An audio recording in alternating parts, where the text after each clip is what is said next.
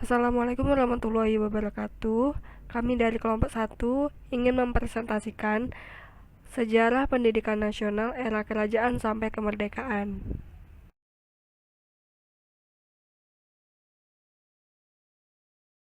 Oke, di sini kami akan menjelaskan beberapa poin. Yang pertama itu ada pendidikan zaman Hindu-Buddha, yang kedua ada pendidikan zaman Islam, yang ketiga ada pendidikan zaman Portugis sampai Spanyol, dan juga ada pendidikan zaman Belanda serta pendidikan zaman Jepang. Pendidikan pada zaman Hindu dan Buddha. Yang pertama, pendidikan pada zaman Hindu. Pendidikan pada zaman Hindu masih terbatas kepada golongan minoritas saja, yaitu kasta Brahmana dan Ksatria. Pendidikan pada zaman Hindu belum menjangkau golongan mayoritas seperti kasta Waisya dan Sudra, apalagi kasta Paria. Namun, penggolongan kasta di Indonesia tidak begitu ketat seperti halnya dengan di India yang menjadi asalnya agama Hindu. Pendidikan pada zaman ini lebih tepat dikatakan sebagai perguruan, di mana para murid berguru kepada cerdik cendekia, dan lembaga pendidikan pada saat itu dikenal dengan nama pesantren. Yang kedua, pendidikan pada zaman Buddha. Pendidikan pada zaman Buddha berkembang pada kerajaan Sriwijaya yang berpusat di Palembang. Para murid yang berguru di kerajaan Sriwijaya banyak berasal dari Indochina, Jepang, dan Tiongkok. Guru yang terkenal pada saat itu ialah Dharmapala. Perguruan Buddha tersebut menyebar ke seluruh kekuasaan Sriwijaya. Pendidikan pada zaman Hindu dan Buddha biasanya hanya mempelajari ilmu seni, sastra dan bahasa, bangunan dan ilmu politik. Terlihat dari peninggalan-peninggalan sejarah seperti candi-candi dan patung-patung. Kemudian beberapa hasil karya sastra yang ditulis para punjaga banyak yang bermutu tinggi antara lain Pararaton, Negara Kertagama, Arjuna Wiwaha, dan Bratayuda. Para pujangga yang terkenal pada saat itu yaitu Empu Kawa, Empu Sedah, Empu Panuluh, dan Empu Prapanca. Tujuan pendidikan pada zaman Hindu dan Buddha. Pada zaman itu, tujuan pendidikan identik dengan tujuan hidup, yaitu manusia hidup untuk mencapai moksa bagi agama Hindu, dan manusia mencapai nirwana bagi agama Buddha. Karena itu, secara umum, tujuan akhir adalah mencapai moksa atau nirwana. Secara khusus, tujuan pendidikan pada zaman Hindu dan Buddha dapat dibedakan sebagai berikut. Yang pertama, pendidikan ditujukan bagi kaum Brahmana. Pendidikan bertujuan untuk menguasai kitab suci Veda untuk agama Hindu dan Tripitaka untuk agama Buddha, yaitu sebagai sumber kebenaran dan pengetahuan yang universal. Kedua, pendidikan ditujukan bagi golongan ksatria sebagai raja yang berkuasa. Pendidikan bertujuan untuk memiliki pengetahuan teoritis yang berkaitan tentang pengaturan pemerintahan. Yang ketiga, pendidikan ditujukan bagi rakyat biasa. Pendidikan bertujuan agar warga masyarakat memiliki keterampilan yang dibutuhkan untuk hidup, sesuai dengan pekerjaan yang secara turun-temurun. Misalnya, keterampilan bercocok tanam, pelayaran, perdagangan, seni pahat, dan sebagainya. Sifat pendidikan pada zaman Hindu dan Buddha. Beberapa sifat dan ciri pendidikan yang menonjol pada saat itu adalah bersifat informal, karena pendidikan masih bersatu dengan proses kehidupan. Yang kedua, pendidikan berpusat pada religi, karena kehidupan atas dasar kepercayaan dan keagamaan menguasai segala-segalanya. Yang ketiga, pendidikan bersifat penghormatan yang tinggi terhadap guru, karena gurunya adalah kaum Brahmana, yang dimana kasta tertinggi dalam masyarakat Hindu dan tidak memperoleh imbalan gaji. Mereka yang menjadi guru semata-mata karena kewajiban sebagai pandita atau Brahmana yang didasarkan pada perasaan tulus mengabdi tanpa pamrih. Yang keempat, bersifat aristokratis, artinya pendidikan hanya diikuti oleh segolongan masyarakat saja, yaitu golongan Brahmana, pendeta, dan golongan kesatria, dan golongan keturunan raja-raja. Namun pelaksanaannya di Indonesia tidak begitu menonjol seperti halnya di India. Jenis-jenis pendidikan. Beberapa jenis pendidikan pada zaman Hindu-Buddha dapat dibedakan menjadi beberapa golongan. Di antaranya sebagai berikut. Yang pertama, pendidikan intelektual. Kegiatan pendidikan ini dikhususkan untuk menguasai kitab-kitab suci Veda dipelajari oleh kaum Brahmana, dan kitab Tripitaka dipelajari oleh penganut Buddha. Pada waktu itu, hanya golongan Brahmanalah yang berhak mempelajari kitab suci Veda. Pendidikan intelektual juga berkaitan dengan penguasaan doa dan mantra, yang berkaitan dengan penguasaan alam semesta, pengabdian kepada Shiva, dan Buddha Gautama. Yang kedua, pendidikan kesatriaan. Kegiatan pendidikan ini dilakukan untuk mendidik kaum bangsawan keluarga istana kerajaan, untuk memiliki pengetahuan dan kemampuan yang berkaitan dengan mengatur pemerintahan atau kerajaan, mengatur negara, dan belajar untuk berperang. Kemudian yang ketiga, pendidikan keterampilan. Pendidikan keterampilan dan pendidikan kesatriaan merupakan pendidikan kegiatan yang diprogram secara tertib dalam arti pendidikan bagi kaum Brahmana dan bangsawan atau keluarga raja. Sedangkan pendidikan keterampilan yang diajukan bagi masyarakat jelata berlangsung secara informal yang berlangsung dalam keluarga sesuai dengan keterampilan yang dimiliki orang tuanya. Seorang pemahat akan diwariskan keterampilannya kepada anak-anaknya, begitu pula dengan para petani, nelayan, dan sebagainya. Lembaga pendidikan. Yang pertama, padepokan atau pecatrian. Merupakan tempat berkumpulnya para catri, yaitu murid-murid yang belajar kepada guru di suatu tempat, sehingga disebut pecatrian, dan dengan nama lain biasa juga disebut dengan padepokan. Dari kata-kata catri dan pecatrian, itulah muncul kata santri dan pesantren. Jadi lembaga pesantren sudah dikenal keberadaannya sejak zaman Hindu-Buddha. Di pesantren dan atau padepokan itulah berkumpul para murid, khususnya keturunan Brahmana, untuk mempelajari segala macam pengetahuan yang bersumber dari kitab suci, Veda dan Upanishad bagi Hindu, serta Tripitaka bagi Buddha. Kemudian yang kedua, pura. Merupakan tempat yang berada di istana. Tempat ini diperuntukkan bagi putra-putri raja untuk belajar. Mereka diberi pelajaran yang berkaitan dengan hidup sopan santun sebagai keturunan raja yang berbeda dengan masyarakat biasa. Mereka belajar tentang mengatur negara, ilmu bela diri, baik secara fisik maupun secara batiniah. Kemudian yang ketiga, pertapaan. Karena orang yang bertapa dianggap telah memiliki pengetahuan kebatinan yang sangat tinggi, oleh karena itu, para petapa menjadi tempat bertanya tentang segala hal, terutama berkaitan dengan hal-hal yang gaib.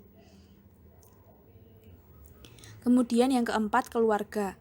Pada waktu itu, pendidikan keluarga juga ada sampai sekarang, tapi hanya pendidikan sebagai informal. Dalam keluargalah akan terjadi partisipasi dalam menyelesaikan pekerjaan orang tua yang dilakukan anak-anak dan anggota keluarga lainnya.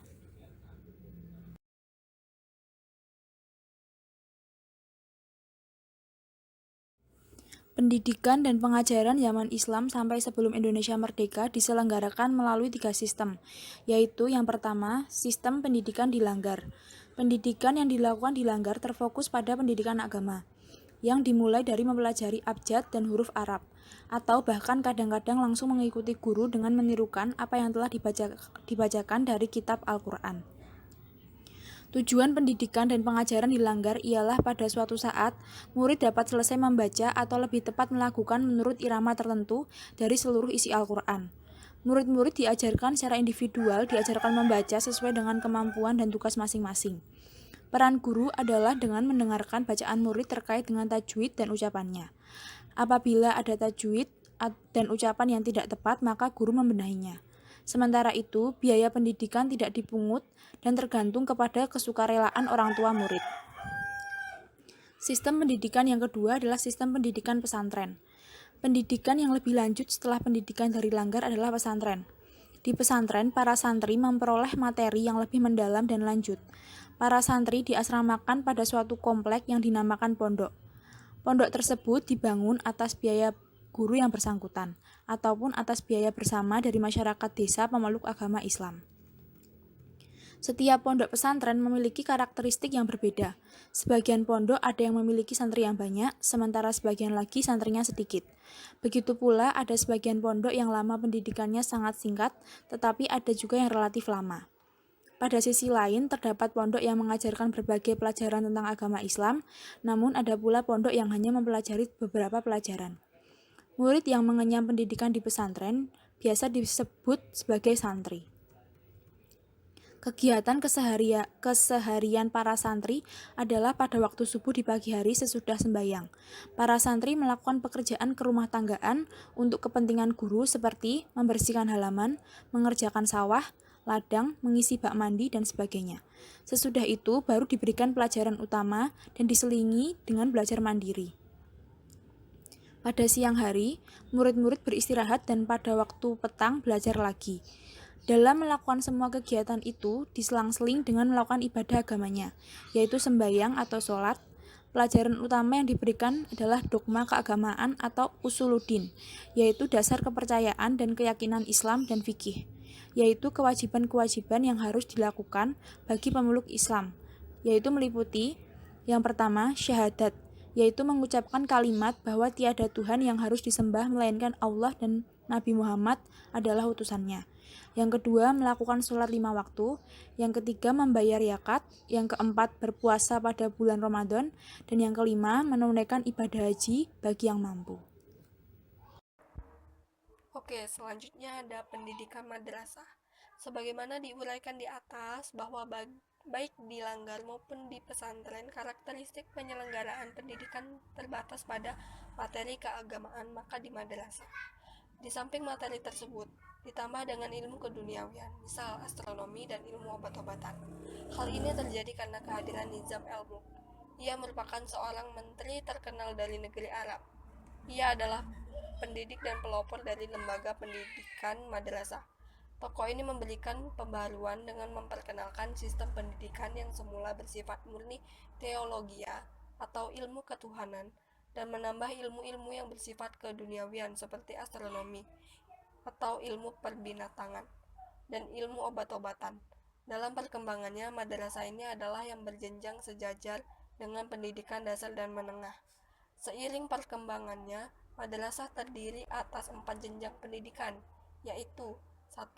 Raudatul Alfa atau RA, Madrasah Ibtidaiyah atau MI, Madrasah Sanawiyah atau MTS. Selanjutnya ada Madrasah Aliyah MA. Pendidikan zaman Portugis Spanyol. Sistem pengajaran dengan wujud lembaga yang dikenal dengan sekolah sudah dimulai pada abad 16, yaitu saat kedatangan bangsa Portugis dan Spanyol ke Indonesia.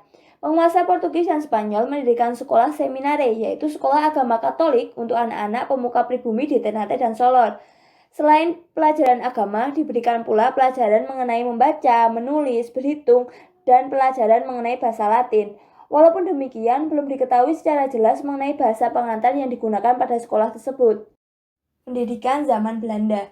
Pendidikan pada masa kolonial Belanda dinilai lebih banyak berpihak pada golongan atas. Hal itu terlihat dari perbedaan sekolah, di mana sekolah dibagi berdasarkan pada ras dan tingkatan sosial. Selain itu, lulusan pendidikan sekolah pada masa kolonial Belanda dipusatkan untuk membantu dan mendukung kepentingan penjajah. Mereka akan mengisi jabatan-jabatan tertentu di instansi pemerintahan kolonial Belanda, sehingga secara tidak langsung akan menjadi penyambung tangan-tangan penjajah di dalam memerintah penduduk pribumi. Europese Lagere School atau ELS. ELS didirikan pada tahun 1833. ELS merupakan sekolah bagi anak-anak Eropa, Timur Asing, dan anak dari tokoh terkemuka yang tidak ingin tercampur dengan anak dari golongan rendah. Kurikulum di ELS sebagian besar juga digunakan di Netherlands seperti membaca, menulis, berhitung, bahasa Belanda, ilmu alam, pertanian, dan lain sebagainya. Sehingga untuk menunjang kurikulum tersebut adalah dengan mendatangkan guru dari Netherlands atau menyuruh pemuda ke Netherlands untuk pendidikan guru. Setelah lulus dari ELS dapat melanjutkan sekolah ke MULO. Oke, selanjutnya ada MULO. MULO ini dapat dikatakan sebagai sekolah kelanjutan dari sekolah dasar yang menggunakan bahasa Belanda sebagai bahasa pengantar. MULO sendiri merupakan sekolah untuk anak Indo-Belanda dan bagi mereka yang tidak sanggup untuk menyekolahkan anaknya ke HBS. Kurikulum di MULO setengah dari waktunya dihabiskan untuk pelajaran bahasa Nah, bahasanya itu terdiri dari bahasa Belanda, Prancis, Inggris, Jerman. Sepertiga untuk matematika dan ilmu pengetahuan alam, serta seperempat untuk ilmu pengetahuan sosial. Oke, selanjutnya ada HBS. Nah, HBS ini setara dengan SMA. Saat ini didirikan karena perlunya sekolah menengah di Indonesia, sehingga anak-anak tidak perlu lagi bersekolah ke Netherlands. Nah, kurikulum yang berlaku di HBS ini sama dengan yang diterapkan di Belanda. Oleh karena itu, anak-anak Belanda tidak akan kesulitan lagi jika akan melanjutkan pendidikan ke Belanda. Baiklah, selanjutnya ada sekolah pertukangan. Nah, sekolah pertukangan ini merupakan sekolah kejuruan pertama di Hindia Belanda yang bertujuan untuk membantu golongan peranakan Indo-Belanda agar dapat mencari penghidupan yang layak. Nah, sekolah pertukangan pertama kali diperuntukkan bagi anak-anak Eropa, baru kemudian diperuntukkan bagi anak-anak pribumi. Kurikulum yang diterapkan di sekolah ini meliputi mata pelajaran penganyaman, pertukangan kayu, dan seni ukir. Nah, selanjutnya ada AMS. AMS ini merupakan sekolah lanjutan dari MULO dan untuk mempersiapkan sekolah lanjutan ke perguruan tinggi. Sekolah ini menggunakan bahasa Belanda sebagai bahasa pengantar pelajaran. AMS terdiri dari 2 jurusan, yaitu jurusan kebudayaan dan yang satunya lagi jurusan ilmu pengetahuan alam. Nah, selanjutnya ada sekolah bagi pribumi. Nah, sekolah bagi pribumi ini ada 6. Yang pertama itu ada sekolah dasar kelas pertama. Sekolah dasar kelas pertama ditujukan untuk golongan bangsawan dan priayi. Namun, hal itu justru tidak begitu dinikmati sebab kurikulum yang diberikan tidak memberikan pelajaran bahasa Belanda, sehingga tidak membuka kesempatan bagi mereka untuk memperoleh pendidikan lanjutan. Selanjutnya ada sekolah dasar kelas 2. Sekolah dasar kelas 2 ditunjukkan bagi golongan yang lebih tinggi, namun juga tidak begitu dinikmati sebab jumlah golongan terlalu sedikit. Selanjutnya ada sekolah desa. Nah, sekolah desa merupakan usaha pendidikan besar yang pernah dijalani pemerintah Belanda untuk memberantas buta huruf dengan mengajarkan menulis, membaca, dan berhitung. Kurikulum yang disusun dibuat sederhana dengan bahasa pengantar, yaitu bahasa daerah, sehingga lulusan dari sekolah desa tidak bisa melakukan pekerjaan administrasi dan tidak dapat dilanjutkan pendidikan yang lebih baik. Selanjutnya ada HIS. HIS ini diperuntukkan bagi warga pribumi golongan atas. Ada 4 dasar yang menentukan penilaian masuk HIS, yaitu memiliki keturunan dari golongan priayi atau ningrat. Yang kedua ada jabatan, orang tua yang menjadi pegawai di instansi pemerintah kolonial Belanda. Yang ketiga ada kekayaan, dan yang terakhir ada pendidikan, orang tua yang pernah disekolahkan di sekolah Belanda. Nah, kurikulum yang digunakan HIS meliputi semua mata pelajaran di ELS, serta ditambah dengan adanya mata pelajaran menulis, bahasa Melayu, dan Arab. Selanjutnya ada sekolah raja, merupakan sekolah yang diperuntukkan bagi bangsawan pribumi. Sekolah raja lebih difokuskan untuk mencetak pegawai-pegawai yang dibutuhkan oleh pemerintahan Belanda untuk mengisi jabatan dalam pekerjaan administrasi pemerintahan. Sekolah pendidikan guru biasanya berasal dari golongan priayi yang dipersiapkan untuk menjadi guru di sekolah desa. Sekolah peralihan atau biasa disebut dengan shackle school. Warga yang lulusan dari sekolah desa yang mampu dan pandai diberi kesempatan untuk melanjutkan ke sekolah peralihan atau yang biasa disebut dengan shackle school. Bahasa pengantar yang digunakan ialah bahasa Belanda dan materi pelajarannya sudah disamakan dengan HIS. Lulusan dari shackle school atau sekolah peralihan ini akan diberi kesempatan untuk melanjutkan pendidikannya ke MULO. Pendidikan bagi warga Cina atau biasa disebut dengan Holland Chinese School, singkatan dari HCS. Jadi HCS ini dibentuk karena orang-orang Cina kesulitan untuk masuk ke ELS. Tujuan didirikannya HCS ialah supaya bahasa Belanda dapat tergantikan dengan adanya bahasa dan kebudayaan Cina yang telah ditanamkan oleh orang-orang Cina kepada keturunannya. Guru yang mendidik di HCS adalah guru-guru Cina yang berkualitas. Baik, selanjutnya saya akan menjelaskan materi tentang pendidikan pada zaman Jepang. Jadi, metode pengajaran pada lembaga pendidikan yang diberlakukan pada zaman Jepang itu terdiri atas dua, yakni metode klasikal dan metode pengajian. Metode klasikal diselenggarakan di sekolah-sekolah melalui kegiatan program kurikuler dan kegiatan program ekstrakurikuler yang berfokus pada pengembangan kemampuan belajar lebih lanjut bagi peserta didik. Sedangkan metode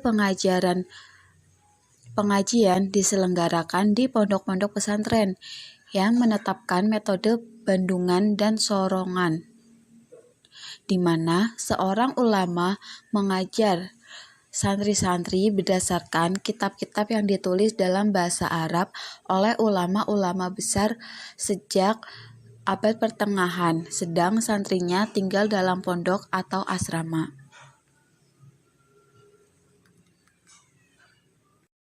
Sekolah zaman Jepang dibagi menjadi 4.